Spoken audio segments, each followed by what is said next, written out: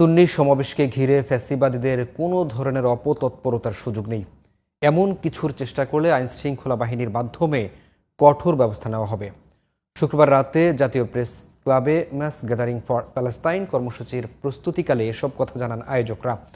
এটি রাজনৈতিক কোনো কর্মসূচি নয়, ইসলামের শান্তির বাণী পৌঁছে দিতে এই আয়োজন বলেও দাবি জানান তারা। আরও জানাচ্ছেন শাহরিয়ার বাঁধন।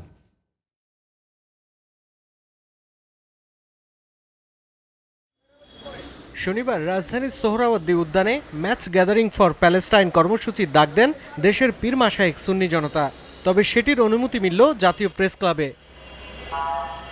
কর্মসূচিকে ঘিরে মধ্যরাত থেকেই দেশের বিভিন্ন স্থান থেকে প্রেস ক্লাবের সামনে জড়ো হতে থাকেন পীর মাশায়েখ সুন্নি জনতা।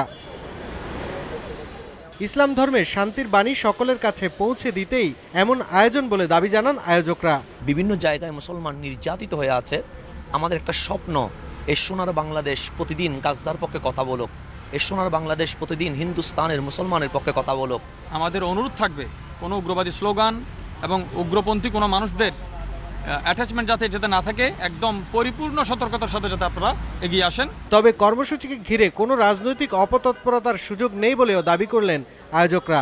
তারা কোনোভাবেই যেন এই সমাবেশে আসার চিন্তা যেন না করে। যারা বিগত সময় ফ্যাসিবাদের দোষর হিসাবে ভূমিকা পালন করেছে, আমরা তাদের প্রতি আহ্বান জানাবো। তবুও যদি তারা আমাদের এই নির্দেশনা আহ্বানকে উপেক্ষা করে, তাহলে প্রশাসনকে আমরা সহযোগিতা করব তাদের বিরুদ্ধে ব্যবস্থা নেওয়ার জন্য। আমরা কোনো রাজনৈতিক উদ্দেশ্যে করছি না, এখানে রাজনৈতিক প্রভাব বিস্তারের প্রশ্নই আসছে না।